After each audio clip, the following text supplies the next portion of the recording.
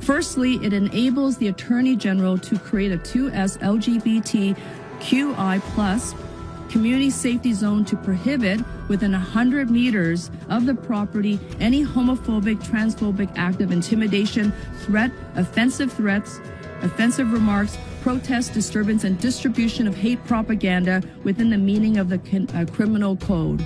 It also comes with it a penalty of $25,000 if prosecuted successfully.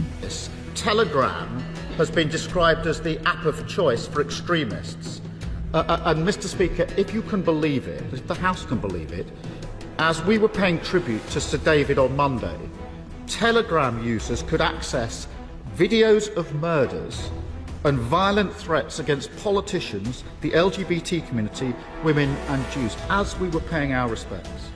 Some of these posts are illegal, all of them are harmful, and Hope Not Hate and the Board of Deputies have said that Telegram has, in their words, facilitated and nurtured a subculture that cheerleads for terrorists. Tough sanctions are clearly needed. Montana has become the first state to pass legislation banning TikTok statewide. Lawmakers in the state's GOP-led House passed the bill Friday in a 54-43 vote. It now goes to Governor Greg Giannafortes for approval. If the bill becomes law, the Chinese-owned app would be prohibited from operating in that state and no longer be offered on the app stores. Montana has already banned TikTok, like many other states, on government devices. In a statement to CBS News, a TikTok spokesperson said, quote, "We will continue to fight for TikTok users and creators in Montana whose livelihoods and First Amendment rights are threatened by this egregious government overreach." I'm the father of 2 young women, so there's a part of me that would be absolutely delighted to see TikTok banned. It is a scarily addictive app with 150 million US users, including 2 out of 3 teenagers. But the more carefully I think about it, the more I worry. And when I look at the legislation being proposed that would enable the government to ban TikTok, I see a frightening Orwellian law that should send chills down every American's spine. The argument for banning TikTok is straightforward. It's owned by a Chinese company and could be forced to obey the diktats of the Chinese government. That is an appropriate concern, even though there is no evidence that this has ever happened. The second fear about TikTok is that it would transmit anti-American information through its platform, becoming a subtle vehicle for Chinese propaganda.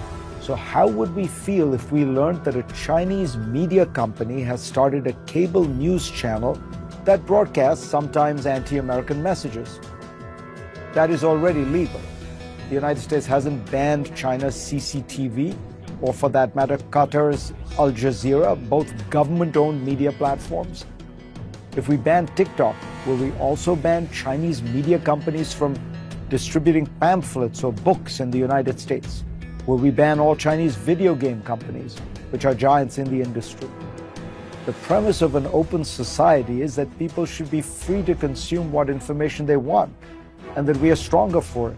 A bipartisan group of senators has put forward legislation that would make it easy to ban any company in which any foreign adversary, such as China, has any interest, which would cover almost any company that has any operations in China or several other countries. This law would give virtually unlimited powers to the administration to prevent or punish any company that has tech or information products or services that, in the administration's view, pose an undue or unacceptable risk to the national security of the U.S. or the safety of U.S. persons. If men were angels, James Madison wrote in the Federalist Papers, no government would be necessary. It does not take a particularly skeptical view of government to be terrified by the idea of giving it that much power. We're living in times when state governments are already banning books by the hundreds, when speech is considered a weapon, and when politicians openly talk about shutting down dangerous ideas. But look at where we are today. We've embarked on central economic planning with massive subsidies to industry, and now we're proposing draconian restrictions on the free flow of information. It seems that we are becoming more like the Chinese every day. And I beheld another beast coming up out of the earth, And he had 2 horns like a lamb, and he spake as a dragon, and he exerciseth all the power of the first beast before him. The former president will not return, and that his political movement, which is still very strong, will not once again take power in the United States. Well, we just have to demonstrate that he will not take power by, if he does run, making sure he, under legitimate efforts of our Constitution, does not become the next president again.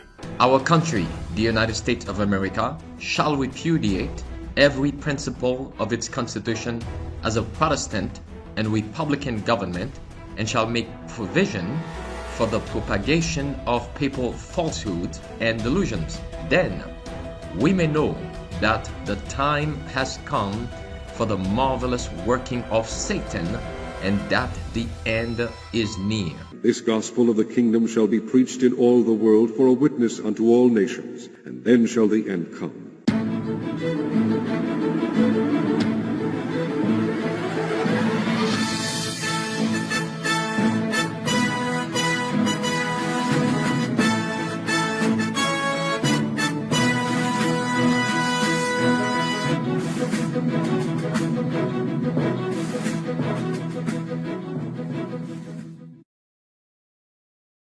TikTok creators from all over the country flew into Washington, D.C. this past March, looking to influence a new type of audience. Congress. Contact your representatives and let them know how important this app is. For more than 3 years, the U.S. government has been threatening to crack down on TikTok, an app that has topped download charts and become a powerful force driving American culture. Tonight, TikTok on the hot seat as Washington debates whether to ban TikTok over national security concerns. While TikTok isn't too different from Instagram or YouTube, it's the app's parent company, Beijing-based ByteDance, that spooked lawmakers most. Over the last few years, ByteDance workers in China have reportedly accessed data from American journalists, while at the same time, U.S.-China relations have strained, and TikTok's popularity has made it the poster child for anti-China policy.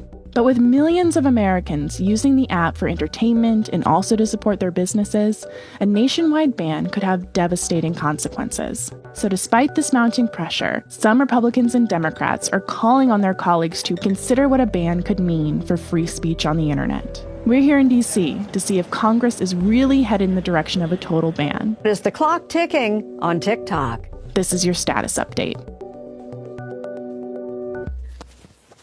TikTok's future in the U.S. has been on shaky ground for years. So really, why is this process needed now with TikTok? What was it about TikTok? One of the geniuses of TikTok is every time you interact with that app, it learns more about you. It collects more data. It knows what you like sometimes before you know what you like. Senator Mark Warner chairs the Senate Intelligence Committee, one of the few congressional panels to regularly receive classified national security briefings. I'm very concerned the Communist Party in China can say, no, we want all that data about all those Americans. Potentially spy upon people, potentially use it against you, blackmail, you name the possible uses that a Communist Party authoritarian regime could use if they have that much data, not just on Americans, but people all around the world that are using this app. Earlier this year, he introduced the Restrict Act, a bill that would allow for the Secretary of Commerce to ban TikTok and other foreign technologies that the government deems a risk to U.S. security. China, in 2017, changed all their laws and said any Chinese company, their top obligation was not their customers, not their shareholders, but the Communist Party. So the Communist Party can ask for your data, ask for any information from any Chinese company. This isn't the first time the government has tried to ban TikTok. We're looking at TikTok. We may be banning TikTok. We may be doing some other things. There are a couple of options. Former President Donald Trump signed an executive order in 2020 banning it and other Chinese-affiliated technologies. But several judges blocked the order, saying Trump had overstepped his power. In 2021, the Biden administration took a new tack and sought a compromise with TikTok to avoid a future ban. Well, it turns out the clock won't stop for TikTok. President Biden has signed a new executive order voiding a Trump-era decision. Things looked promising until Chinese ByteDance employees were caught using TikTok data to track the locations of 2 American journalists critical of the company. So in March, the Biden administration reportedly gave TikTok an ultimatum: find an American owner or be banned.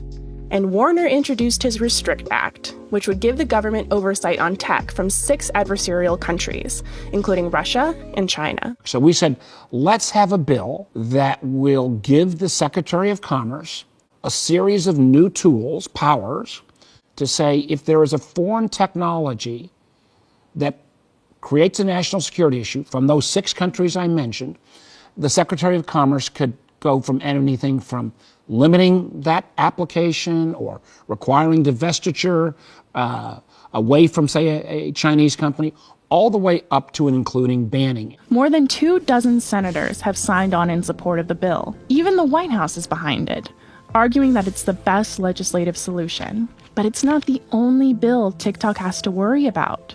Congressional Republicans have introduced similar measures, leaving out the middleman, the Secretary of Commerce. These bills direct President Biden to ban the app outright. But for the first time, some lawmakers have teamed up with TikTokers to fight against a ban. TikTok as a platform has created a community and a space for free speech.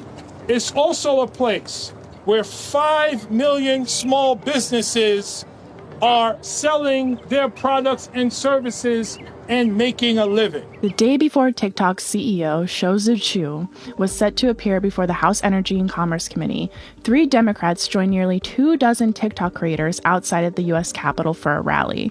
TikTok's most influential lobbyists ended up being the creators themselves. TikTok's community has become an important part of my life and has helped me connect with people from all walks of life. TikTok has really been a game changer for me. It's allowed me to reach new audiences, millions of people. TikTok had flown the creators into D.C. to show lawmakers how the app had impacted their lives. I would love to be here. Yeah, come on, be in the live. Okay. No, you got to be in it, though, now. Yeah, sorry. Oh okay, so we're with The Verge. What do I do? They want to know what I do. I'll give you the news. I'm a mental health advocate, first and foremost. I use TikTok as a tool to democratize mental health education and resources. So I do a lot of comedy content, but I do plus size and transgender activism as well. So I use superheroes and comic books for social emotional learning and mental health for young people. So I wanted Congress to see that there are people to TikTok, that this is the face of TikTok, and that if you were to ban TikTok, you would annihilate an entire community. But to Representative Jamal Bowman from New York and the handful of other lawmakers who disapprove of a ban, do not ban TikTok. We need it. Consider me an ally. The government's attacks against the app amount to xenophobic saber-rattling and a disregard for the harms perpetrated by American social media platforms. Let's have a broader, more honest conversation about social media, and let's not scapegoat TikTok because they happen to be owned by a Chinese organization in this time of heightened xenophobia since COVID. On March 23rd, all eyes were on TikTok CEO Shou Zi as he testified before the House Energy and Commerce Committee in an attempt to demystify the app's security practices. Our witness today is Mr. Shou Chu, Chief Executive Officer of TikTok. You're recognized for 5 minutes. There are more than 150 million Americans who love our platform, and we know we have a responsibility to protect them, which is why I'm making the following commitments to you and to all our users. Number 1, we will keep safety, particularly for teenagers, as a top priority for us. Number 2, we will firewall protected US data from unwanted foreign access. Number 3, TikTok will remain a place for free expression and will not be manipulated by any government. And 4th, we will be transparent and we will give access to third-party independent monitors to remain accountable for our commitments. Little new information came out of the hearing. Lawmakers seemed entirely disinterested in Chu's answers, often using their entire 5 minutes to vent their frustrations rather than receive answers to their questions. If the CCP demanded that ByteDance hand over all of the data that they had on US users in their possession, and ByteDance refused, I wonder what would happen. You know, if there really are 150 million users in the U.S., this suggests to me that the CCP has a finger on the pulse of almost half our nation's population. TikTok is the spy in Americans' pockets. At the end of the day's events, it was clear lawmakers still didn't fully understand how TikTok and platforms like it work. As I understand it, there's a sister app in China. Douyin, I'm sorry if I'm butchering the pronunciation, Do they have these same things over there? Congressman, I'm really glad you asked this question. Do they, yes or no? I'm not sure because... Yeah, whoa, come on now. You're not sure? I really am not sure. But most of them were more determined than ever before to ban it. Mr. Chu, you are here because the American people need the truth about the threat TikTok poses to our national and personal security. It's been said it's like allowing the Soviet Union the power to produce Saturday morning cartoons during the Cold War, but much more powerful and much more dangerous. Your platform should be banned. Okay. For more independent perspectives on all this, we talked to two civil rights experts. I'm David Green. I'm the Civil Liberties Director at the Electronic Frontier Foundation. My name is Jenna Leventoff, and I'm a Senior Policy Counsel at the American Civil Liberties Union. The concern of the U.S. government is that U.S. user data might flow to foreign governments. Then banning TikTok is really just is going to do very little to address that problem. Because many online services, including social media services and other services, collect hordes of U.S. data and then make that data available to data brokers who then sell it on open markets. And among the people who buy it on open markets are foreign governments, including our adversaries. Most anyone can buy large amounts of American data from brokers whose only real alliance is with whoever offers them the most money. That means foreign governments, intent on harming the US, can already access our data. But is there enough evidence showing that TikTok is making this problem worse? Right. I wish the government would come out and say that we've done a national security analysis, that we've reached this conclusion, and here's the reason we've reached this conclusion, and here's the information we have, and we can't tell you everything, but we're going to tell you as much as we can. I wish the government would do that, but we don't get that. And as far as we know, members of Congress have not received that. If what lawmakers fear most is data security, a broader bill protecting user data could fix a lot of the problems every tech company has, not just TikTok. But critics have begun to speculate that lawmakers are more concerned with China's rise as a global superpower than the threats posed by a popular app. I think that Congress has decided that they want to look tough on China, and they have made TikTok the poster child for that. Back in the 50s, we saw people come down hard against communism. It was politically popular to stifle speech if it was related to someone who held communist values. People today don't look favorably upon the McCarthy era. And I think if we're looking into the future, people aren't going to look favorably upon this either. Under current law, what we have right now, would it even be constitutional to ban an app like TikTok? No, absolutely not. It would be a violation of the First Amendment. TikTok does pose a threat to users and the safety and security of their data. But so do all social media platforms. The collection, dissemination, and use of someone's sensitive information, their likes, their dislikes, the time they spend watching a video, can and have been used to harm individuals and whole communities of people in the past. But without meaningful evidence that TikTok has inflicted more harm than Facebook or Instagram, a ban could do more to chill free speech on the internet than protect the safety of American users. We're not just talking about banning TikTok here. We are talking about setting a precedent for banning an entire app that people use for protected speech from operating in this country. And it enables it to happen again and again and again. Beyond the outraged lawmakers intent on banning the app, Bowman and others have started building a coalition to keep the app online. But even with this newfound support, the next few months will be consequential for TikTok's future. If lawmakers are unable to pass a ban before the end of the year, their 2024 re-election campaigns may ruin any chance of getting it done. And it doesn't look like ByteDance is ready to give up its ownership to an American company anytime soon.